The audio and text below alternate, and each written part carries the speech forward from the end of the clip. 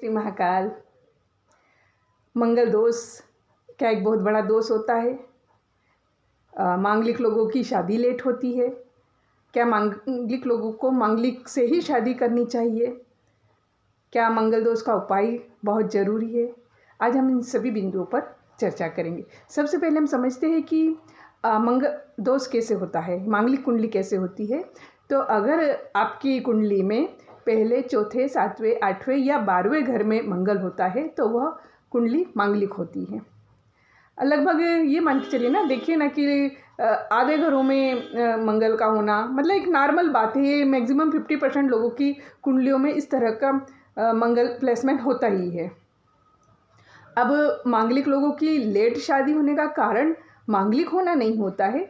हो सकता है कि उनको सूर्य, शनि या राहु की दृष्टि पड़ रही हो, तो इस वजह से भी शादी लेट हो सकती हो सकता है उनका गुरु का बल कमज़ोर हो तो भी शादी लेट हो सकती है। तो सिर्फ मांगलिक होने की वजह से शादी लेट होना, और एक रीज़न सबसे बड़ा ये भी हो, एक मतलब मेंटली बैठा हुआ है होता है पेरेंट्स के कि भाई मांगलिक लड़की का है या लड़की है तो उसकी शादी मांगलिक लड़का या लड़की से ही होगी। तो वो मांगलिक को ढूंढने के चक्कर में भी शादी डिले होती जाती है।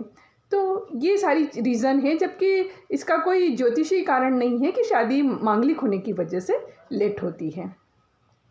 दूसरा, क्या मांगलिक की शादी मांगलिक से ही होना चाहिए? अगर आप एक की मांगलिक कुंडली है और दूसरे वाले का उसी घर में शनि, राहु या सूर्य होता है तो भी मतलब शादी की जा सकती है। और ज़रूरी नहीं है कि मतलब मांगलिक की मांगलिक से शादी नहीं होने से उसकी मौत हो जाएगी।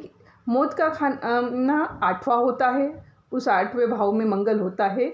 लेकिन अगर सामने वाले के भी इसमें भी आयु मध्यम हो, छोटी हो, ये बड़ी हो, ये अगर हम नहीं मिलान करते हैं तो पूरा दोष इस पर दे दिया जाता है कि भाई ये मांगलिक थी, इस वजह से उनकी मौत हो गई। तो इसमें सिर्फ मांगलिक होना कंसीडर नहीं होता है, ज़रूरी नहीं होता है। हमने को दोनों की कुंडली में आयु का भी तो मैटर होता है ना, कि उनको वो भी तो देखना चाहिए कि भाई सामने वाले की आयु कितनी है, कुंडली बता रही है, अष्टम भाव कितना उसकी आयु बता रहा है, ये भी जांच करना चाहिए।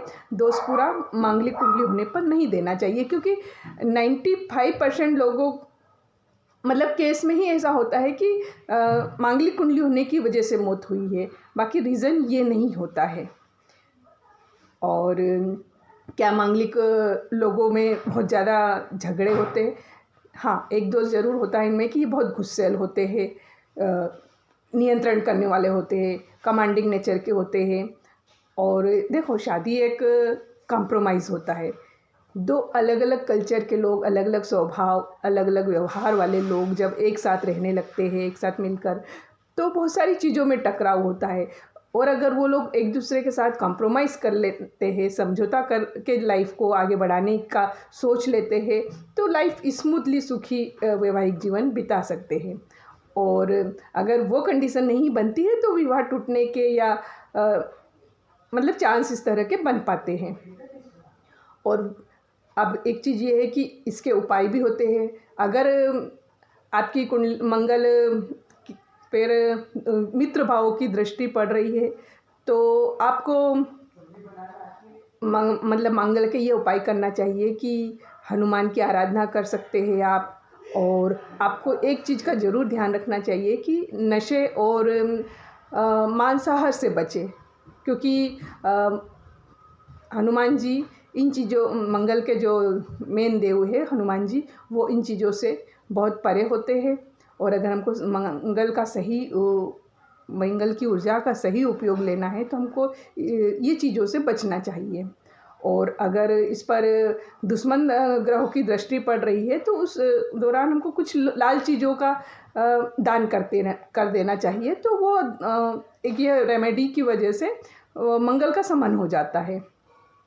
तो इस तरह से ये छोटे छोटे उपाय ही मतलब उस दोस्त को, लेकिन मेन बात है कि अगर शादी हो रही है तो कॉम्प्रोमाइज़ का एक गुण लेकर दोनों को लाइफ अपनी स्टार्ट करना चाहिए, तो वैवाहिक जीवन सुखी रहेगा। Thank you so much.